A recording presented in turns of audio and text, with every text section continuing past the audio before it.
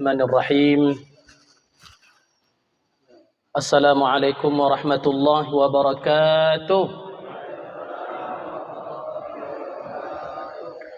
Alhamdulillahirabbil alamin wassalatu wassalamu ala sayyidil mursalin wa alihi wa ashabihi ajma'in, amma ba'd.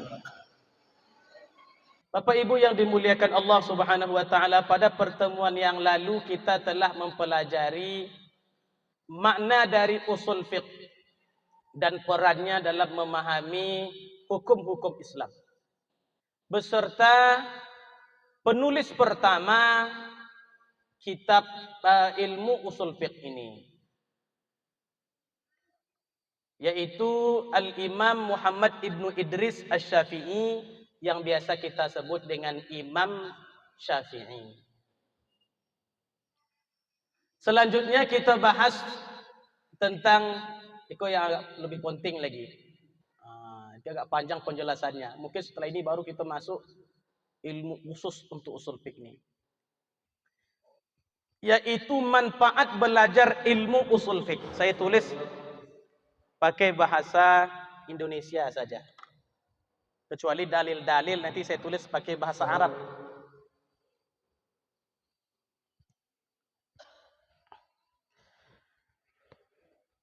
Manfaat ilmu usul fiqh.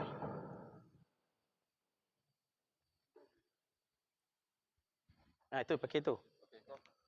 Berarti nak pakai koledah. Ikutlah, pakai koledah langsung. Nak buat apa kan? Manfaat yang pertama, mengetahui dalil-dalil yang benar dari yang tidak.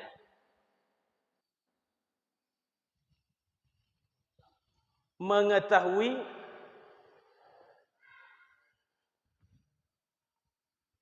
yang benar untuk dijadikan dalil dan mana yang tidak.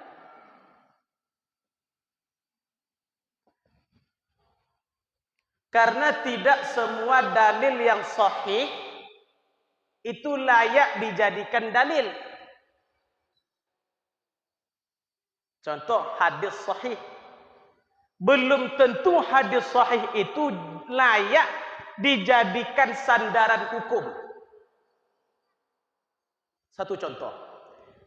Kalau kita belajar di sekolah, ini lain pakai contoh bodoh. Tapi kalau di siko pakai contoh. Makanya mungkin ada di antara kita ni yang lah punah belajar usul fiqh, tapi rasa-rasanya lomak pertemuan ni kuliah katanya. Dikarenakan yang dulu waktu sekolah nak pakai praktek serta contoh dah. Tapi kini kita pakai contoh dan praktek. Hadis dalam Bukhari. Yo, kalau Bukhari berarti hadisnya sahih.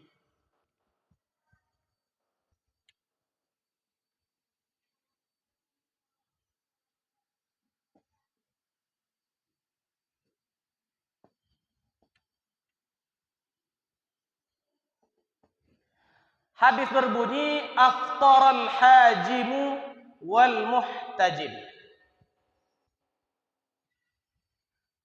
Berbukalah orang yang berbekam dan yang membekam. Artinya, kalau kita puasa berbekam, batal puasa kita. Baik yang berbekam maupun yang dibekam, batal. Hadisnya sahih, tetapi tak pernah dijadikan sandaran hukum oleh ulama. Nah, kalau kita berbekam tetap puasa. Yang heran dari hadis ini, kalau berbekam ialah, yang dibekam ialah keluar darahnya. Yang membekam mengapa boleh bisa batal? Maka iku walaupun hadisnya sahih tak pernah dipakai ulama. Jadi tidak semua yang sahih, yang benar bisa dijadikan dalil. Di mana tahunya? Usul fiqh.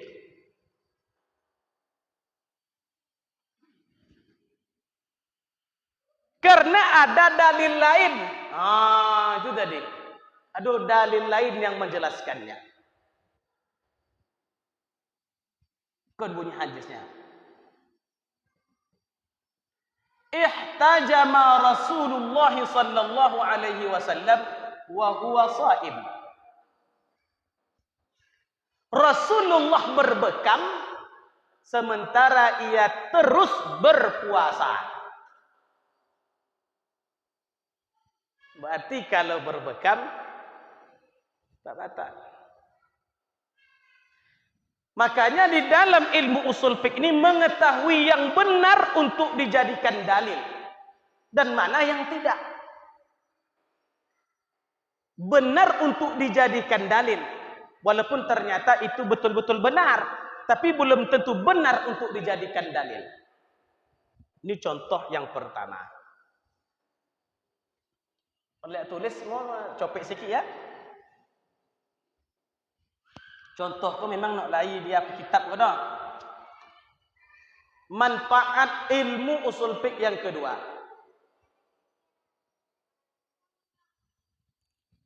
Mengetahui tingkatan-tingkatan dalil. Atau mengenal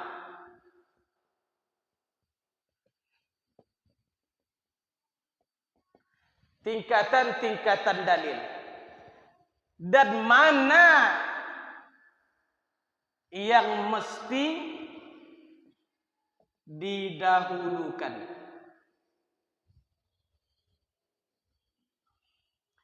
Dan cara menggabungkan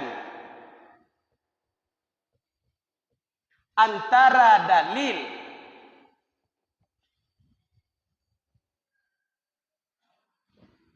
yang tampaknya bertentangan. Itu bahasa Arab punya. Aku terjemahkan langsung. Bahasa Arabnya, ma'rifatu maratibil adillah wa ma yuqaddimu minha wa turuqul jam'i aw at-tarjih bainal adillati allati zahiruha at-ta'arud. Contoh, mengenal tingkatan dalil. Jadi dalil itu nak satu modelnya. Dalil itu terbagi dua.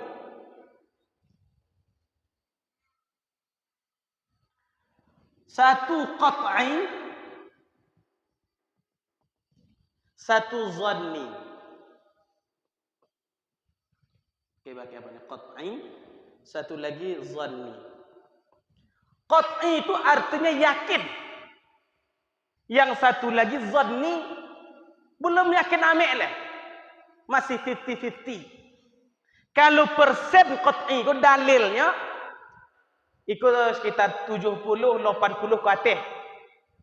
Kalau zanni itu 50 ke bawah. Qat'i itu terbagi atas dua. Zanni pun terbagi dua. Berarti aku sebutkan dalilnya. Yang pertama qat'iyus subut. Subut itu artinya keadaan dalil itu. Contoh, Bismillahirrahmanirrahim. Alhamdulillahi rabbil alamin. Itu kio-kio Al-Quran atau Taurat. Bunyi ayat itu dari Al-Quran atau dari hadis. Sepakat gitu, itu adalah Al-Quran. Wa amma sa'ila fala tanhar. Itu Al-Quran. Ini ada meragukan dah. Qat'iyus subut. Keadaan ayat itu betul-betul dari Allah atau Al-Quran. Maka disebut, maka Al-Quran, keseluruhan Al-Quran itu isinya qat'iyatus subut. Seluruh Al-Quran. betul itu adalah Al-Quran. No ada orang ragu dah. Mulai dari Al-Fatihah sampai surah An-Nas. No ragu dah. Itulah Al-Quran. Tapi apakah dilalah? Dilalah itu maksud ayat itu. Ada yang qat'i jelas 70% paham gitu. Dan tak ada orang membeda-bedakannya. Qat'iyatud dalalah namanya. Contoh, wala taqrabuz zina. Kio-kio zina tu boleh atau tidak? Halal atau haram? Haram, dilalahnya qat'i jelas. Artinya apa maksud dari ayat itu? Dalam Al-Quran, wa aqimus shalah, dan dirikanlah salat. Jelas maksudnya. Itu namanya qat'iyatud dalalah. Nah, zanni juga ada. As-subut. Yang ini dilalah. Zanniyatus subut artinya kebenaran dalil itu, betul itu dalilnya, masih diragukan. Makanya dalam hadis terbagi-bagi. Ada hadis sahih. Sahih berarti betul dia 70% ke atas. Bahwa itu betul Nabi mengucapkannya. Berarti subutnya qat'i. Tapi ada hadis hukumnya dhaif. Nanti ini kajian hadis. Kapan hadis itu dhaif? Apa indikasi dhaif? Apa hukum dhaif? Berapa jenis dhaif? Itu hadis. Mudah-mudahan kedepannya panjang umur kita kajian hadis pula nanti. Jangan begitu. Tetapi hadis dhaif itu belum tentu qat'i 70%. Pasti 50% ke bawah. Makanya dhaif itu levelnya macam-macam. Ada dhaif mungkar, ada dhaif mukhalafatus sahih.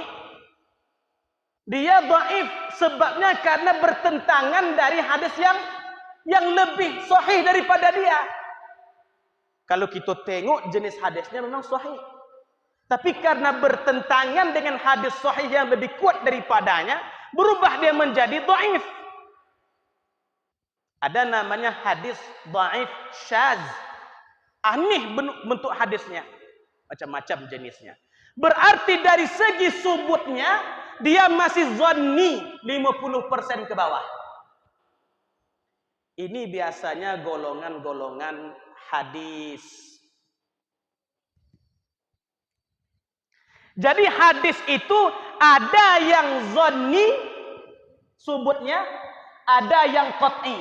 Yang qat'i dari hadis apa? Yang hadis ini Al-Quran tadi ya, Al-Quran. Yang qat'i subut dari hadis ada juga. Contoh hadis sahih, hadis mutawatir. Mutawatir itu artinya banyak sahabat yang meriwayatkan hadis itu. Yang mendongak Nabi mengucapkan hadis itu banyak. Saking banyaknya tak mungkin satu orang di antara mereka salah. Itulah saking banyaknya. Maka disebut mutawatir. Kalau hadis levelnya sahih, mutawatir, maka termasuk hadis yang qat'i subut. Tapi kalau hadis yang dhaif dan di bawahnya itu zanni subut. Keberadaan dalil itu masih diragukan. Nah, dilalah maksud hukum yang terkandung dalam hadis itu. Ini ada Al-Quran, ada hadis. Di dalam Quran itu ada juga zanni ternyata. Dalam Al-Quran itu ada zanni. Artinya apa? Hukum yang ditimbulkan dari Al-Quran itu tidak mesti sepakat orang. Contoh. Nah, ini contohnya Al-Qur'an nih. Mamak kau rajin, ikulah aku tunggu tadi nak katanya. Semangat mamak kau yang nampaknya. Baik. Contoh. Aula mastumun nisa.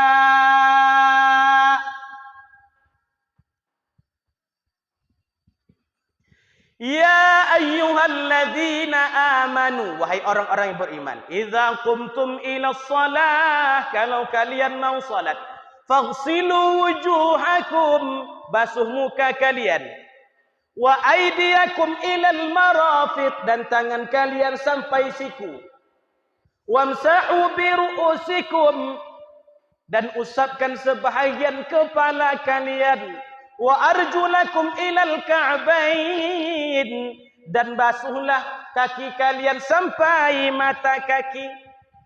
Wa in kuntum junuban, ya kan? Kalau kalian junub batal. Aula mastumun nisa. Aula mastumun nisa ini apa artinya? Satu mengatakan bersentuhan, menyentuh perempuan. Kata lagi, enggak, lamastumun nisa ini bukan artinya menyentuh, tetapi berhubungan badan. Al-Quran ini subutnya qat'i, subutnya qat'i. Betulkah ini Quran? Betul. Ada yang berbeda? Tak ada. Betul Quran. Tapi maksud hukum yang terkandung di dalamnya masih zanniyud dilalah. Masih zanni, 50-50 baru. Dilalahnya.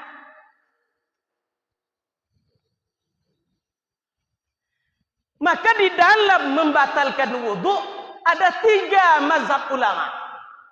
Padahal dalilnya satu, lamastumun nisa. Tapi dalil itu memiliki makna yang berbeda. Kata satu mengatakan lamastumun nisa. Kata mazhab Syafi'i, bersentuhan laki-laki perempuan. Kau sentuh perempuan batal. Satu lagi mengatakan kalau syahwat. Apa dalilnya? Nah, nanti kita bahaskan nanti. Contoh di dalam mazhab Maliki harus syahwat berbatal. Karena ketika Nabi Muhammad sallallahu alaihi wasallam salat dia, istrinya salat tidur di depan dia.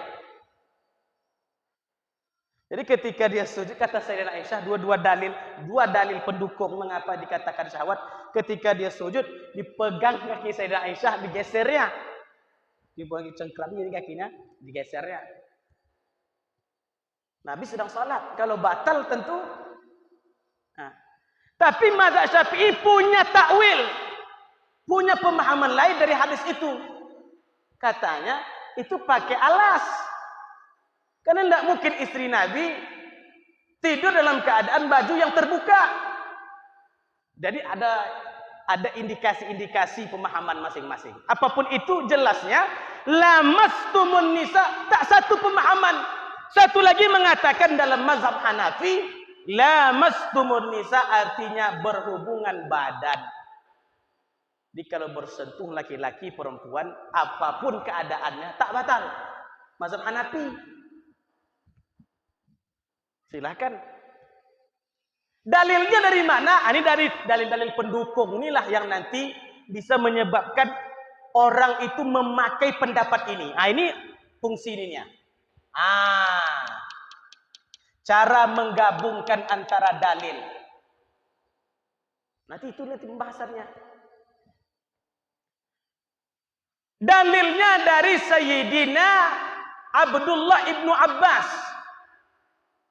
Kata Sayyidina Abdullah bin Abbas, semua kalimat lamas di dalam Al-Quran maupun hadis, urida bihil jima.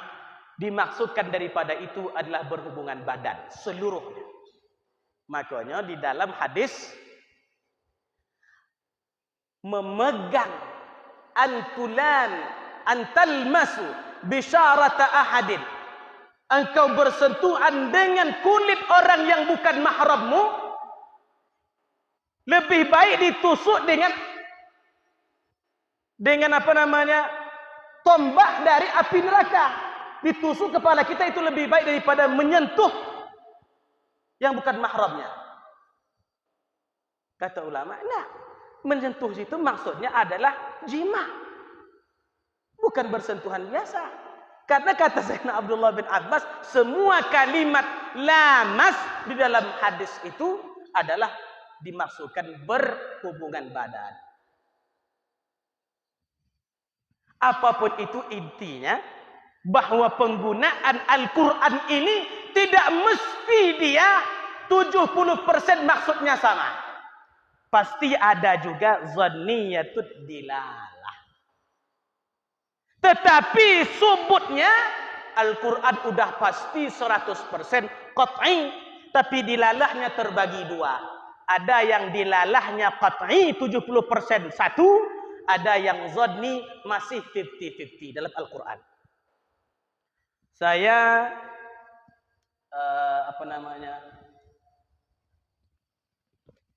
saya singkatkan ya, saya ringkaskan. Tadi kan kita udah belajar qat'i kan?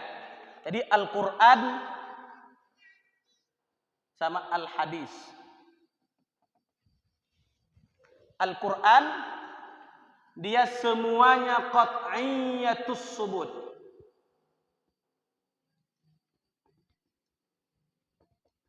Betul itu Quran itu 100% tidak ada istilah.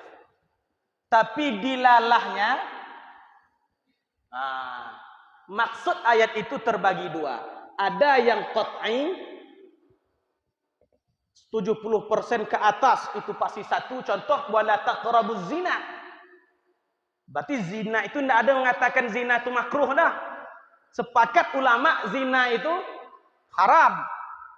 Ada yang dia zanni. Contohnya tadi lamastumun nisa. Walil mutallaqatu yatarabbasna bi anfusihinna thalathata quru. Orang yang ditalak itu hendaklah ia menunggu selama 3 quru. Quru ini apa artinya? Nah, sepakat ulama walaupun dari Al-Quran. Ada yang mengatakan quru ini haid. Jadi kalau dia ditalak, iddahnya salasata quru. Iddahnya dia menunggu tak boleh menikah. Itu selama 3 kali haid.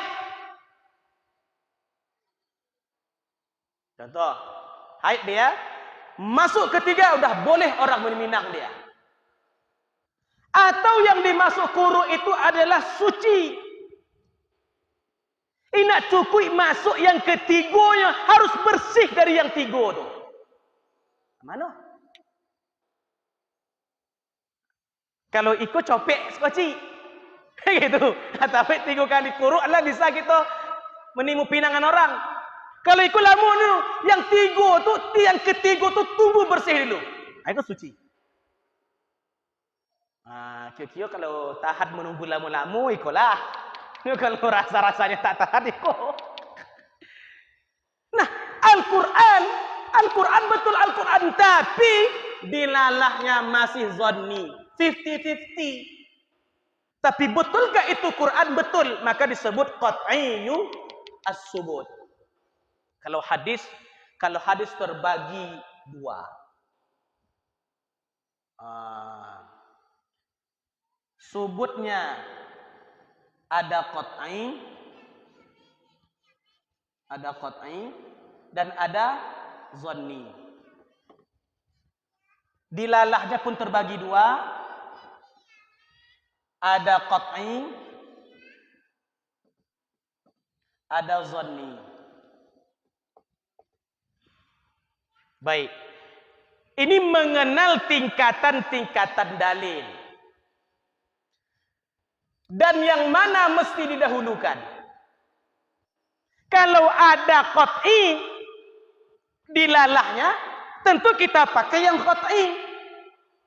Kalau tak ada qat'i di Al-Quran, kita cari qat'i di hadis. Itu dilalah.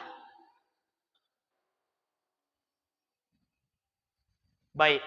Dan cara menggabungkan antara dalil. Contoh lain. Ini salah satu contoh lain ya. Cara menggabungkan antara dalil. Kemarin kita berbicara tentang isbal. Isbal tadi. Saya tidak bercerita tentang baju cingkrang. Itu lain pembahasannya. Ini baju panjang hukumnya apa? Kalau baju cingkrang, lain pula dalilnya. Contoh di dalam Sunan Imam At-Tirmizi dalam kitabnya Asy-Syama'ilul Muhammadiyah, bahwa Nabi itu pakaiannya setengah betisnya. Dari dalil rupanya. Itu cerita baju cingkrang. Nah sekarang bukan cerita baju cingkrang, hukum memanjangkan baju. Kemarin kita sudah jelaskan. Dalil yang pertama, cara menggabungkan dalil nih. Satu, madunal ka'baini fa finnar. Apa yang di bawah mata kaki tempatnya di neraka. Yang kedua, ini dua aja dulu, kan banyak-banyak payah menggabungannya. La yanzurullahu ila man jarra thawbahu khuyala. Allah benci kepada orang yang memanjangkan bajunya dengan kesombongan. Ada dua dalil. Maka cara menggabungkannya, ditengok mana yang umum, mana yang khusus. Kalau ada umum dalilnya dan ada khusus, maka ambillah yang khusus untuk menjelaskan yang umum. Contoh, apu di bawah mata kaki di dalam neraka, umum tuh. Anak sombong, anak ina, anak bersih, anak kotor, anak itu soal itu, anak mahal, anak murah. Umum. Kalau ini khusus. Apa khususnya? Ada kalimat khuyala. Ada sombongnya. Cara menggabungkannya, nah ini caranya itu. Ambillah yang khusus untuk menjelaskan yang umum. Contoh yang lain. Contoh yang lain. Kullu bid'atin. Oh, sepakat kan tahu satu ya nak. Biasa digunakan. Kullu bid'atin dhalalah. Setiap bid'ah itu dhalal, sesat. Umum kah? Ada nak yang khususnya. Ini hadis yang lain. Satu hadisnya. Kita cari ya, untuk mendukung itu lah satu. Dalam hadis Al-Muslim.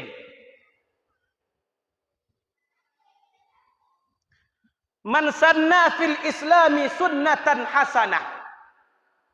Barang siapa membuat dalam Islam sesuatu yang baik. Falahu ajruha. Dia dapat pahalanya. Berarti Rasulullah menyuruh kita membuat sesuatu yang baik dalam Islam itu. Sebaliknya kata Nabi, man sanna fil islami sunnatan sayyi'ah. Barang siapa membuat yang baru tapi buruk, buruk pula. Dari dalil. Yang kedua, hadis dari Sayyidina Umar, ni'matul bid'ah hazihi. Begitu sedapnya bid'ah ini. Begitu baiknya bid'ah ini. Kata Umar, loh, kok ada bid'ah yang baik? Padahal kullu bid'atin dhalalah. Maka ketika ada hadis yang kontradiktif bertentangan, Ada cara untuk menggabungkannya. Contoh lain, contoh yang kedua, contoh ketiga. Hadis bertentangan nih. Satu, hadis dari Abi Hurairah. Kalau kalian sujud, kata Nabi, saya tak sebutkan dalil karena panjang. Jangan sujud seperti onta. Hendaklah dulukan tangan, baru kaki, kata Nabi. Hadis dari Abi Hurairah. Kalau kalian sujud, jangan seperti sujudnya onta. Hendaklah dulukan tangan, baru kaki. Berarti kira-kira kalau kita nak sujud, menurut hadis itu, Allah. Begitu. Nah. Hadis yang kedua,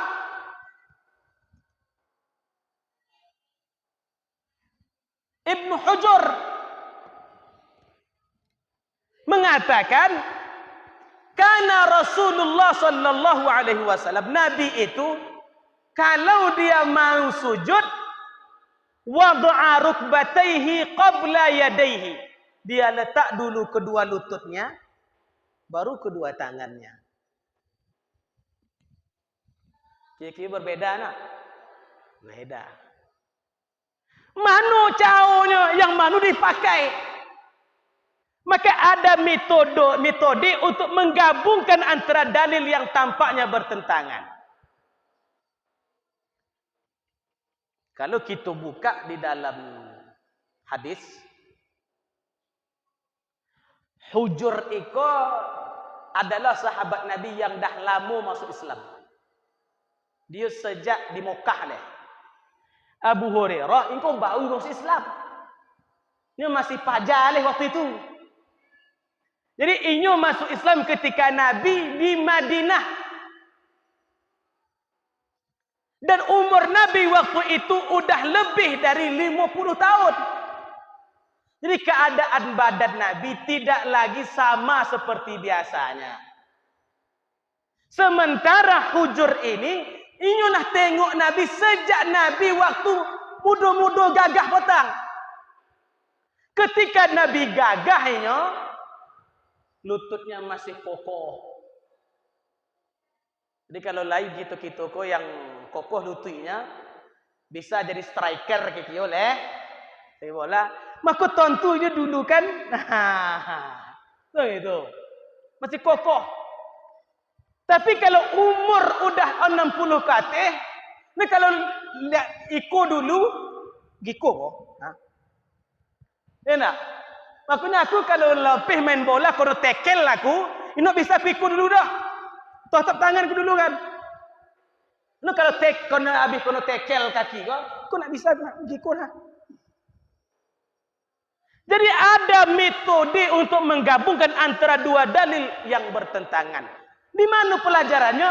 Itu ada di dalam usul fiqh. Ada nanti yang am, ada khusus, ada mujmal, dan lain sebagainya. Manfaat untuk mempelajari ilmu usul fiqh. Azan dulu, lepas azan kita lanjutkan. Tapi mungkin kita tak ada qobliyahnya dah. Supaya kita habiskan manfaat ni dulu. Setuju nak kira? Kalau nak setuju, kita cukupkan siku aja. Gitunya? Ya. Azan lah dulu. Supaya jemaah yang lain yang di luar yang nak jemaah kita.